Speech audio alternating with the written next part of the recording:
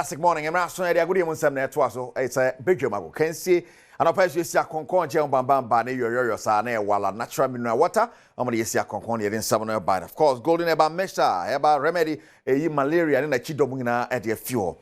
And on 9 Mayman Modian in your mark, Motomodian, Patra Boatema, heba mixture, waist pains and constipation, never libido never. I hear Boatema heba mixture. Makwena de sia konkom ye de agudi bon sam ye bro na no pay keju ran kasa ni Erica Siedu body be chance ye de fi enra EPL and of course La Liga games are bar so Fulham about Brentford by 2-1 and Saturday Vigo tena fi and so a winning 1-0 on a game or the pim so the yanko so games them go as an equate. Right, and so on games to me no a cost on right on some brew and UEFA Champions League e cost. And a big games, big games. So when you're having fixtures now, we see in the UEFA Champions League, PSV, Girona, Bratislava, tonight Fiorentina Dynamo, and the Appium so Dortmund and Stamgras, neighbor Bologna, and the Monaco, Celta de Vigo, and Leipzig, Lille, and Juventus, Liverpool, and Leverkusen, Real Madrid, and Milan, na Sporting CP, and in Manchester City, and the Abweni way, UEFA Champions League fixtures, and Basso live commentary, was Semper FM, near Tom FM, Tiana, was Channel Sosa. Eti amaye now if you want to copy one for from him say Jose Mourinho boy a coach ebo take him to mo ho na osina kan Fenerbahce and oyam coach now over the weekend ke work last minute and otimi ete ene kan na so otimi enya the winner tum the kabu dan balance of parkness so say okopie mu take no unza sabe referees no e bia bon pa. Okay, Jose Mourinho in Samono no but if you want to film here koso ye kan bo mu fiti last week e ba Account Sports Arena so say VAR ba. Yes, and the Ghana Football Association take steps. So they introduce your Ghanaian Premier League in one meeting. Actually 2-day meeting. Koso FIFA panning for the idea in some Ketuakra. Na yes, say VR to me about it. Say FIFA panning for Munimu VR meetings from FIFA VR team. A meeting has a bit to me about. I don't know where they are. Barna Beba. Yankosa story him. Omo my Ghana Muhano. Omo di bibia beria. Ensrahwe ene nkonyosie ye omne GEF ade pomu no bibia akoso toten ni nyina afa VR efidie nwanwaso a GEF ri pese odeba na officiate hu nsem akoso ahoye ponu mu no sanhye mudie kaso koso no GEF na e kire se bibia ye kama pa enhyehyɛ ahodo ya FIFA ne de ama won so mu ni so no omahye tentem na sanse GEF ri pa VR no animanimu ya nti omo kanema bomu ntentemu a papa oda referees nanim Alex Scotty ane ne mperinfo aka mutira bomu na sa reporter FIFA ede kono bibia wie peya omo twe omo nka na fe centers awodo wo Ghana ha no VAR bia no ebe yadwuma ane nti nkofo ano mo ka se VAR na hu hia no GF se FIFA din kan ba behwe ne nema wie enti omo je omo tum na se omo keka omo ho a officiating hu nsem ni nyina be koso toten omo my Ghana mu. Yego kind of Sunday night Ghanaian Premier League in one one outstanding game back one I said Basso so your boy week in we no we can idea na catch no Legon Cities amotena fi ene omunu yanam young apostles the pim so after some check koroma twaso assign ashe young apostles by 2-0. They need players to move into the empty spaces to connect for the first goal. Joseph Amoa, here it goes and Dennis Legon Cities opener Dennis Adom. And Legon Cities, for the second time in a row, have taken the lead. Fabulous strike. And the 19 does the host into the lead.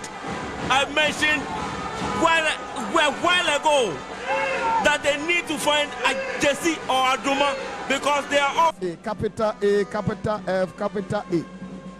Alpha production and the live coverage. Anti-Pramon. Medini calling Sajay from Justice calling. A chance according to Legon City. Legon City, a chance, Legon City. This will be the second goal. A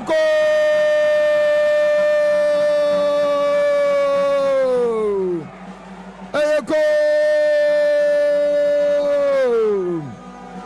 Rahim Yaya Abdul.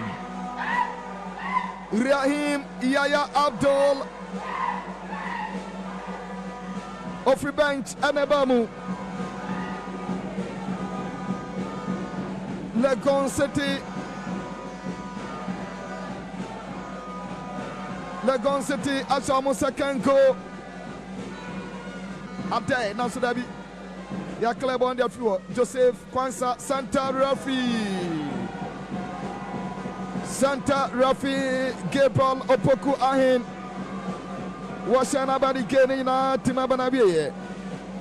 Our University of Ghana Legon Sports Stadium 2024. Coach Efane Asaibre Bediako Osunitisa. Or trying to watch what was Osunitisa Derby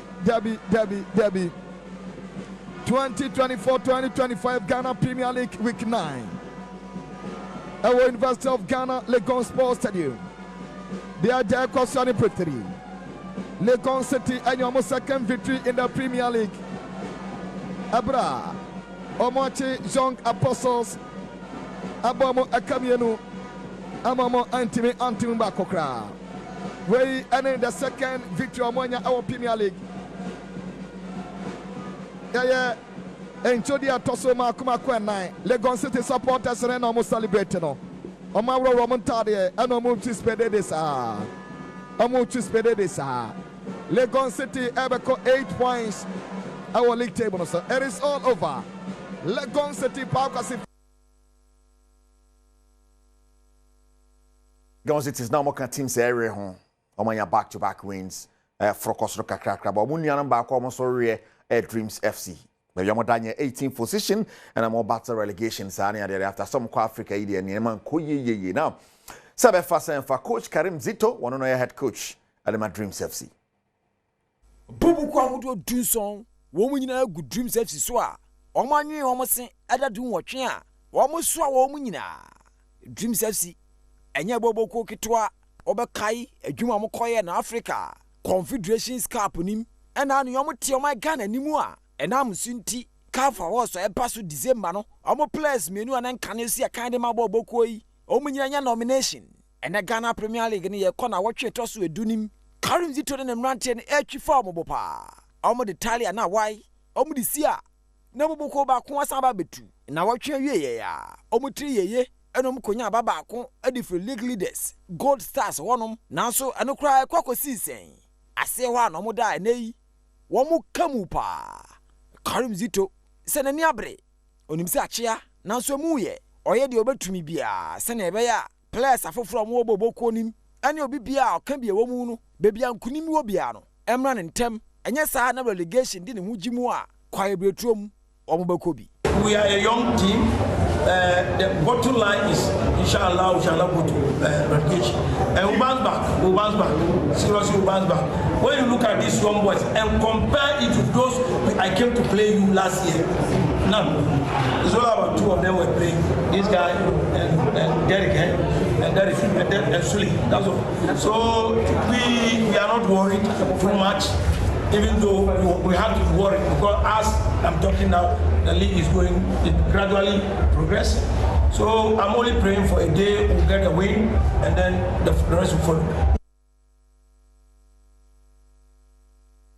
Dreams FC, one more and some more. No. Now, if you need copy more and some from Athletics Muna, co-president, the Ghana Athletics Association, or Bafu saying that in somewhere to say, Columbia, some bed, don't bet to me. Now, one more idea, Kitastron. Ama ya athletes bi omudi beto dwa say ye pamoma fi omu school mu na no all Africa games athlete back or onya gold or high jump mo no ye ho na beto dwa say ni school okọ e wo USA no pamona school fees nti pressure ya ba ne ade ade awura afu say ni e de sansem mu nchemu aba no abrante adwuma obeye e African games na se no e ma dodo na ne gye ne ho pa no manfo dodo na hu no se wo gina go pramaso na high jump yi what Ghana nim na so wo ko den a Waji gold medal Edema Ghana Abrantia Evans Cadman ne ho aka dwamu a na watwe wie ya so my Ghana yankan ho amomu antususu ankoma no a $15,000 University Abrantia ewo mu US no omu yi na di se wodeka na watwe wie ye eda sole ya Evans Cadman ena eboye prumu se eka susuru eda hoyi wabo bia punum omu mfi no ewo se wo suade esansu di agurate o my Ghana nim nanso e ka twetwere de yi we nya teku anasa sempoa afa mmano ankotua we mu nyina anwie peye enam saare nti Ghana Athletics omo president owura Bafu seni eso mo ka niam abomu se ne be ya enimanimu ya Evans Cadman eka wodi e university wo US no o metua de afiri wo no atoa so asua de na bribe mu a wodi agro de amomai Ghana na niam akoye e de amafa nu nyina. We've heard it over the media, not officially. I would have wished the athletes write officially to Ghana Athletics for our intervention. But nonetheless, we are working to see how we can support him. Everything boils down to eligibility. We can talk about it later. But that's not the time for us to dwell on the issues or the problems. We are looking at the solution, how we are going to support him. So we are talking to stakeholders in the ministry to see how best we can support him to be able to complete his school in December.